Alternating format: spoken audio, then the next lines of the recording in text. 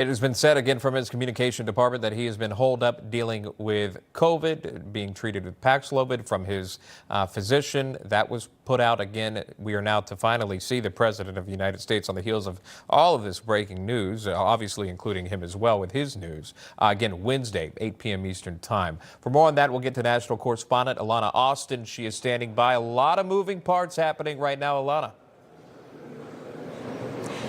Hi, good morning. And of course, the reaction is pouring in to Kimberly Cheatle's decision to finally tender her resignation. Speaker Mike Johnson saying moments ago that this is long overdue, and he is glad that she heeded the calls from both Republicans and Democrats. One element of this particularly damaging for Cheatle was that she either could not answer or did not know basic questions on the timeline or other elements about the security failures. And Democratic lawmakers even saying yesterday, it was 9 days out from the assassination attempt on the former president, that she should have been better prepared for that hearing. And we also heard moments ago from the White House, from President Joe Biden and First Lady Jill Biden. If we can take a look at the statement coming in from the White House, it said, quote, "Jill and I are grateful to Director Kim Cheatle for her decades of public service. She has selflessly dedicated and risked her life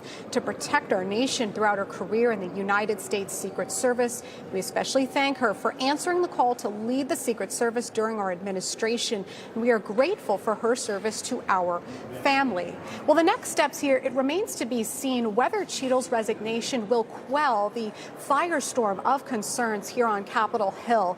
Especially grave to be worried about, if you will. The presidential election season is heating up now that presumably Vice President Kamala Harris will be taking the lead on the Democratic side of the aisle. She will presumably be holding a much busier campaign schedule than President Joe Biden. And we know now that it's the Trump Vance ticket. There will be a number of campaign events as well on the GOP side of this. So it is imperative, according to lawmakers here, that there is confidence and trust and faith in the leadership at the Secret Service. We also recently heard from Florida Congressman Mike Waltz saying he is hearing behind the scenes from agents at the Secret Service that there is a morale problem, that people, I won't repeat the exact words because it was a little bit of crass language, but he said, frankly, they were very, very frustrated with what has happened. Obviously, this also goes back to the Biden administration and the president. Why did he not call for her resignation? Why haven't other people been fired at the Secret Service? What other law enforcement or communication breakdowns happened during the planning stage and in executing the actual security at the Butler, Pennsylvania rally? Back to you, Sean and Emma. Alana Austin at the Capitol there. Again, a lot of moving parts this morning with the breaking news. Alana, thank you so much.